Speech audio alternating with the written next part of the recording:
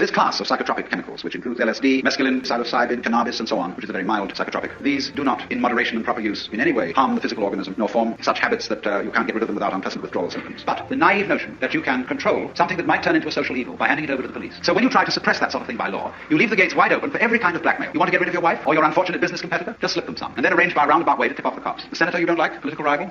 You see, any law of this nature, any law which in a way tries to enforce by the power of the state private morals, or your own business in looking after your own nervous system, is in effect an unenforceable law. And all unenforceable laws lead to blackmail and to public demoralization. The only way to handle a thing of this kind is to bring it all out into the open. Nothing can be controlled when it's driven underground. It ought to be controlled. Just in the same way as we have learned how to control automobiles, we license people to drive them. So in the same way, we don't sell liquor to minors. We expect them to have some kind of education and grown-up responsibility before they go boozing around. So in exactly the same way, society has got to face the fact that it's going to have to license people for certain spiritual adventures, or perhaps just plain pleasures, if that's what you want to call it. After all, you can't even join some churches can't join the Catholic Church without taking a course of instruction. That takes a few weeks, then they put you through an initiation. And you may say when you get through that, well, what was all that preparation for? I didn't feel anything.